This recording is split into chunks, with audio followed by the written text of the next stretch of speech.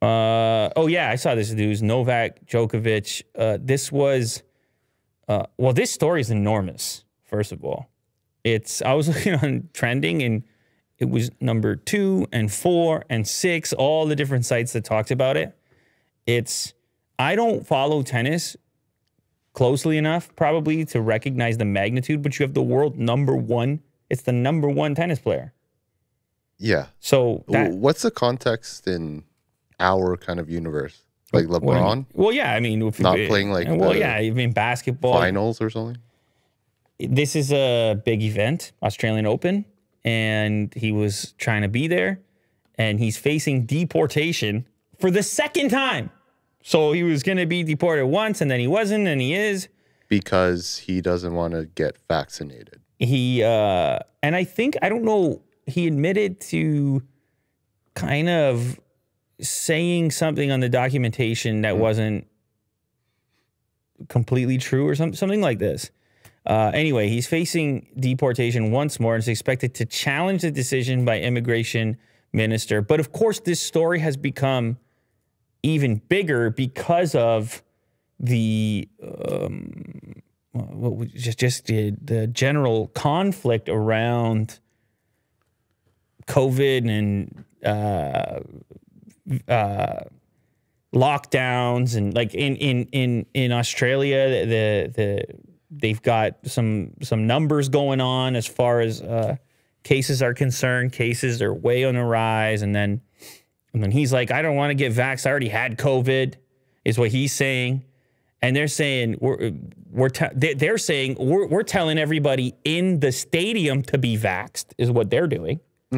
Like employees and the audience, workers, the workers and everybody else, and they're saying, so we're not making an exception for you. And he's saying, you got to make an exception for me because I'm the best. I'm number 1, and I just had COVID, so I'm not about to do that to my body. I don't know what they're going to do here. He's sticking with his guns, right? Absolutely, and it seems that they are now right down to it. You are right in the thick of it, where you have a country with exploding numbers.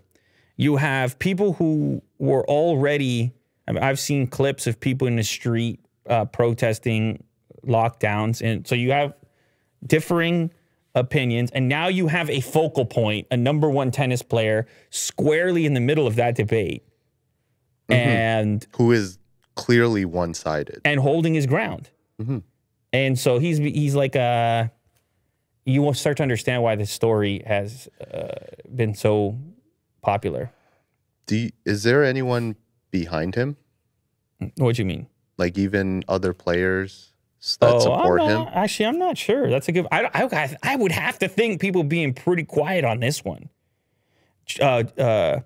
Djokovic has been outspoken about his thoughts against the COVID-19 vaccination. Although he hasn't confirmed his unvaccinated status, it's assumed that he remains unvaccinated. Djokovic was given a medical exemption in order to travel to Australia, which has strict guidelines right now against the virus. The Australian Open also had rules in place that players must be vaccinated to compete. So that's where the documentation comes into play. And I'm sure I read it somewhere that there was some question about how he filled out a form upon entry.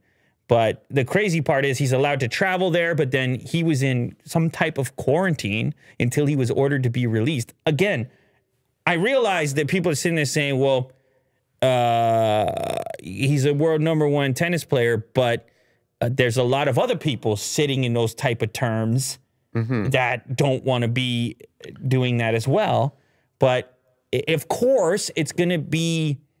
it's going to gather far more attention when it also happens to be the world's number 1 tennis player.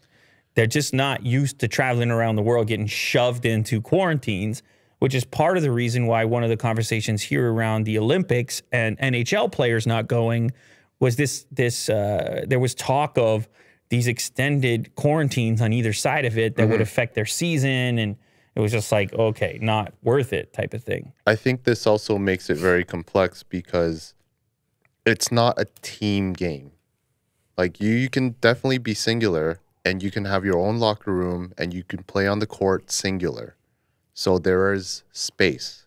right? What makes it complicated, I think, if you're like a interesting NBA team, right? Like you're with your teammates and you're in a locker room, you're all together, whereas this is more okay. singular. Okay. You know? Interesting. Right?